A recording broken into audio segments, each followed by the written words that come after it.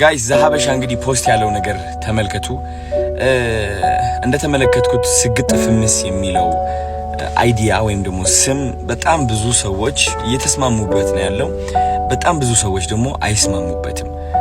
በጣም ኃይለኛ ደጋፊ ያለ፣ ከዚህ ሐሳብ ጋር የማይስማማ ደግሞ በጣም ብዙ ሰው አለ። እና እኔ አሁን የቪዲዮ እየሰራሁት ያለው አንደኛ ነገር ለምትደግፉት የሐሳብ ወዳችኋለሁ፣ የሁላችንም ሐሳብ ነው። ለማትደግፉት ሰዎች ደግሞ መጀመሪያ በምን ማስረዳት ፈልጋለሁ መሰላችሁ?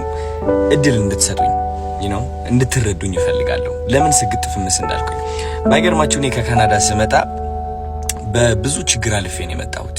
የዲያስፖራ ህይወት በጣም ሙድ ይዞብኝ ተጫውቶብኝ ነው የመጣሁት። በጣም አይናፋር ነበርኩኝ። ዝቅተኝነት፣ የበታችነት የሚሰማኝ ሰው አስደሳች ነበርኩኝ። ትልቅ ደረጃ መድረስ አላምንም ነበረ የዛኔ ማለት ነው። ወደ ኢትዮጵያ ስመጣ እንግዲህ ከእህቴ ጋር ነው ያረፍኩት፣ ምንጣፏ ላይ ማለት ነው። እሷ አልጋዬ ልስጥህ እባክህ እያለችኝ ግን ምንጣፏ ላይ ነው ያረፍኩት። ለ7 ዓመት ሙሉ ካናዳ ኖሬ እንግዲህ አስቡት፣ ተመልሼ ኢትዮጵያ ላይ የእህቴ ምንጣፍ ላይ ስተኛ ይህ ምን ያህል ዳሜጅ እንዳደረሰብኝ ውስጤ ልገልጽላችሁ አልችልም። እና ቁጭ ብዬ አሰብኩትና እኔ ለምንድን ነው የምሰቃየው? ለምንድን ነው ህይወቴ ወደምፈልገው አቅጣጫ የማይሄድልኝ? ለምንድን ነው የምፈራው? ለምንድን ነው የማፍረው? ለምንድን ነው የምደበቀው? ለምንድን ነው ወደ ምፈልግበት ደረጃ ቀጥ ብዬ የማልሄደው የሚል ጥያቄ አይምሮዬ ላይ ሁሌም ጉብ ማለት ጀመረ። ቢካዝ ሁሌም እንዲሳካልኝ እሞክራለሁ፣ እነሳለሁ፣ ግን ወድቃለሁ፣ እፈራለሁ፣ እሸሻለሁ፣ እደበቃለሁ። ገባችሁ አይደል? እና እነዚህ ሁሉ ጥያቄዎች ራሴን ስጠይቅ ያገኘሁት መልስ ምንድን ነው? አንደኛ ውስጤ ላይ የተቀበረ የበታችነት ስሜት እንዳለ፣ ውስጤ ላይ የተቀበረ እሺ ባይነት አለ። በቃ ሁሌም መስማማት፣ በምፈልገው በማልፈልገው ነገር ሰውን ለማስደሰት ፍቅር ፍለጋ ራሴን ፍቅር መስጠት አልችልም ነበር። ገባችሁ? ከዛ ደግሞ ምንድነው ፈሪ ነበር። የምፈራው ደግሞ ማለት ነው ማንን ነው? የሰው አይን ነው። which is እኔ ለራሴ ስቆም ሰው ካየኝ ቢነቅፉኝስ፣ ቢተርቡኝስ፣ አትችልም ቢሉኝስ፣ ያ ውስጤ ላይ የተቀበረው በራስ አለመተማመን ቢያዩብኝስ የሚል ፍርሃትም ነበረ። ከነዚህ ሁሉ ፍርሃቶች ለማለፍ እድሜ ልኬ ሞክሬያለሁ። ካናዳ ያለው ሞክሬያለሁ። እኔ ቢያልሄድኩበት መንገድ የለም። በጣም ብዙ ነገር ሞክሬያለሁ። ግን በመጨረሻ አይ ቲንክ እግዚአብሔር ልቤ ውስጥ ያስቀመጠልኝ ቃል ብትኖር ሰግጥ የሚለው ቃል ነው። እኔ ማርያምን ነው የምላችሁ፣ ማርያምን ሰገጤ የሚለው ቃል አላቀውም ነበረ። በማርያም ስም እየማልኩኝ ነው ያለሁት። አላቀውም፣ አንብቤው አላቅም፣ ከየት አባቱ እንደመጣ አላቅም። ይሄ ቃል ትርጉሙን ስለማላቀው ነው ደፍሬ የተናገርኩት ብዬ አስባለሁ። ግን ሰገጤ የሚለው ቃል ልቤ ላይ አረፈ። ከዛ ሰግጥ ብዬ ቪዲዮ ለቀቅኩኝ ነው። ይህ ቃል ምን ያህል ኃይል እንዳለው አላወቅኩኝም። እኔ ምን ያህል ሰዎች እንደሚቀሰቅስና እንደሚያነቃቃ አላወቅኩኝም። ግን እቺ ቃል ምን አረገችኝ መሰላችሁ? የውስጤ ፍርሃት ሸፈነችው፣ አሸነፈችው። የውስጤ በራስ አለመተማመን አሸነፈችው። እቺ ቃል ምንድነች? ከየት ነው የመጣችው? ማን ነው የሰጠኝ? ለካ ሰገጤ ማለት አይ ቲንክ ፋራ ነው መሰለኝ። ገባችሁ? የዛኔ ነው ሆኜ እያሰብኩት ያለው ሰገጤ ማለት ፋራ ማለት ነው።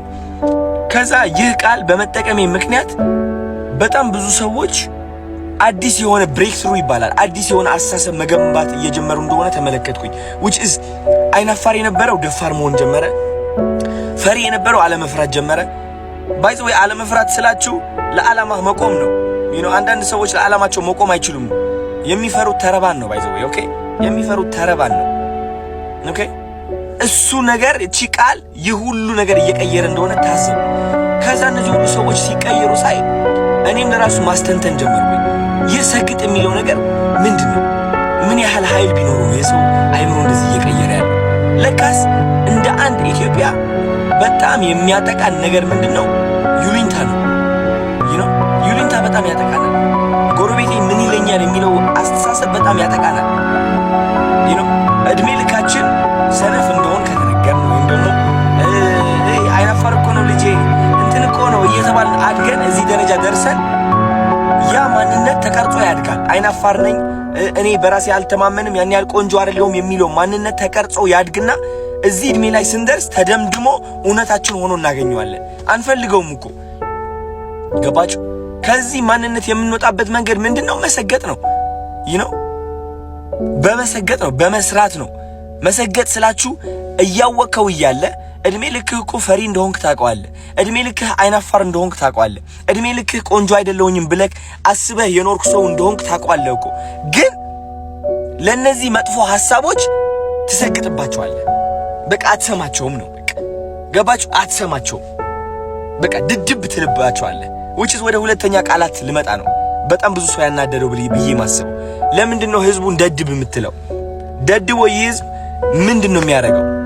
ደድብ ያልኩት እኔ ዝም ብላችሁ የጅል ስራ ስሩ እያልኩኝ አይደለም። የምትደድበው በነዛ መጥፎ ድምጾች ነው። መደደብ ማለት አለመስማት አይደለ? ደደብ ማለት ተቆርኩሞ ተነግሮ ማይሰማ አይደለ እንዴ? አዎ እነዛ ሐሳቦች ናቸው እኛ እየኮረኮሙ ወደ ማንፈልገው ህይወት የሚመሩ፣ ወደ እፍረት፣ ወደ ቁጭት፣ ወደ ስቃይ፣ ወደ ብቸኝነት፣ ወደ የበታችነት ስሜት የሚመሩን እነዛ መጥፎ ሐሳቦች ናቸው። ከነዛ መጥፎ ሐሳቦች የምንወጣው ደግሞ ከደደብንባቸው ነው። አልሰማህም ካልናቸው ነው። ቆንጆ አይደለህም ይላል፣ ኖ ቆንጆ ነኝ። አይናፋር ነኝ ይላል፣ ኖ አይደለሁም እኔ ደፋር ነኝ። ከሰው በታች ነኝ ይላል አይምሮ ማለት ነው። ኖ እኔ ከሰው በታች አይደለሁም፣ ከማንም ከኔ አይበልጥም፣ እኔ ደግሞ ከማንም ሰው አልበልጥም፣ ሁላችንም እኩል ነን፣ ግን እኔ አንደኛ ነኝ። አየህ፣ እንደዚህ አይነት ድፍረት ከራስህ ጋር ለማምጣት እነዛ ድምጾች መክዳትና አለመስማትን ያስፈልጋል። እኔ የተጠቀምኩበት ቃላቶች ደግሞ እነዚህ ድድብ የሚለው ስግጥ የሚለው ቃላቶች በጣም ኃይለኛ የሆኑ ቃላቶች ከመሆናቸው የተነሳ ሰርጸው ይገባሉ።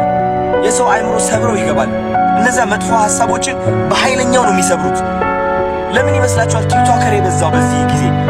ኢትስ ቢካዝ እነዛ መጥፎ ሐሳቦች እስካሁን እያሰሩት ነበረ። አሁን ግን ከነዛ ሐሳቦች መውጣት ችሏል። አብዛኛው ሰው በራሱ መተማመን ችሏል። ለመጀመሪያ ጊዜ ራሱን ማፍቀር ችሏል። እና እንደዚህ አይነት ነገር ነው መፍጠር የቻልኩት። ስለዚህ ከዚህ ሐሳብ ጋር የማትስማሙበት መንገድ እኔ ሊታየኝ አልቻለም። እና በጣም ብዙ ተከታታዮች አላችሁ ነው ይህ ቪዲዮ የምትመለከቱ፣ ሳትናደዱ የሆነ ኖ እኛንን ትክክል ብላችሁ ለመፎከር ሳትሞክሩ ቁጭ ብላችሁ እንደዚህ ሐሳባችሁ ብታጋሩ፣ እነዚህ በሰግጥና በድድብ ማለት በድድብ ለበረከቴ ስግጥ ለበረከቴ የሚለው ነገር የማይስማሙ ሰዎች ለማሳመን ብንሞክርስ፣ ሁላችንም ሆነ እንዴት እያገዘንና ህይወታችን እንዴት እየቀየረ እንደሆነ ለማሳየት ብንሞክርስ? እስኪ ቪዲዮ ልቀቁ ጋይስ። በእኔ ሐሳብ የምትስማሙ ከሆነ ቪዲዮ ልቀቁና አወንታዊ በሆነ መንገድ ለማስረዳት እንሞክር። እንዴት እነዚህ ቃላቶች ፍቅር እየገነቡ እንደሆነ፣ ኮንፊደንስ እየገነቡ እንደሆነ እስኪ እናስረዳ። እስኪ ወይስ እኔ ብቻዬን የተሳስቻለሁ እንዴ? ገባችሁ? አብረን እስኪ እናስተምርና እናሳይ። ስፔሻሊ የተማራችሁ ሰዎች፣ ዶክተር የሆናችሁ ሳይንቲስቶች፣ ትልቅ ደረጃ ያላችሁ ማለት ነው። እውነቴን ነው የምላችሁ። በዚህ ሐሳብ የምትስማሙ ከሆነ እባካችሁ ወደፊት ውጡና ተናገሩ። የማትስማሙበት ከሆነ ሁላችሁም ደግሞ ከዚህ ሁሉ በማስረዳት በኋላ ካልተስማማችሁበት መናገርም ትችላላችሁ እንደዛው። እኔ እውነቴን ነው የምላችሁ ቁጭ ብዬ የመመልከት አቁም አለኝ። የሆነ ነገር ትክክል ካልሆነ ይቅርታ የምል ሰው ነኝ፣ ትክክል ካልሆነ ማለት ነው። ገባችሁ አይደለ? ስለዚህ እባካችሁ ኮሜንት ብቻ ሳይሆን ቪዲዮም ልቀቁና ሐሳባችሁ ግለጹ። ስግጥ የሚለው ቃል ድድብ የሚለው ቃል ለበረከቴ ማለት ነው ህይወታችሁ በምን መንገድ ነው የቀየረው? ቁጭ ብላችሁ ቪዲዮ ሰርታችሁ እንድትለቁልኝ እፈልጋለሁ ጋይስ። እናስረዳ እንዴት እየተቀየርን እንደሆነ፣ እንዴት ወጣቱ እየተቀየረ እንደሆነ። የበለጠ ነገር እየተፈጠረ ነው ያለው፣ ፍቅር ነው እየተፈጠረ ያለው። እኔ ደግሞ ልንገራችሁ ከፍቅር ውጪ ምንም አልፈልግም። እኔ ፍቅርን ነው የምፈልገው። ዳስት እኔ በጣም ሰላም የምወድ ሰው ነኝ። በጣም እኔ ልንገራችሁ እኔ ከምን ጋር ነው ፍቅር የያዘኝ? ከተፈጥሮ ጋር ፍቅር ይዞኛል። ከእግዚአብሔር ጋር ፍቅር ይዞኛል። እግዚአብሔር ከዛ ውጪ ምንም የለኝም። እኔ ምንም ያዝኩት ሐሳብም የለም። ገባችሁ አይደል? ሰላምን ነው የምፈልገው። እውነቴን ነው የምላችሁ። እና እናንተም የኔ ተከታታዮች እንደዛ እንድትፈልጉ ነው የምፈልገው። በቃ እኔ ለፍቅር እንድትቆሙ፣ ለኮንፊደንሳችሁ እንድትቆሙ፣ ክሪኤቲቪቲ ኢንተርናሽናል እንድንሆን፣ ኢትዮጵያ እንደ ኢትዮጵያ ማለት ነው ይዘን ወደ አፍሪካ፣ ከአፍሪካ ደግሞ ወደ ውጭ ሀገር ታለንትድ የሆኑ ሰዎች እንዲወጡ ነው ዓላማዬ። ከዚህ ውጪ ምንም የለም። ገባችሁ? እና እግዚአብሔር ይመስገን ሁሉም ነገር እየተቀየረ ነው ያለው። ሐሳባችሁ ስጡበት። ወዳችኋለሁ። ቴንክ ዩ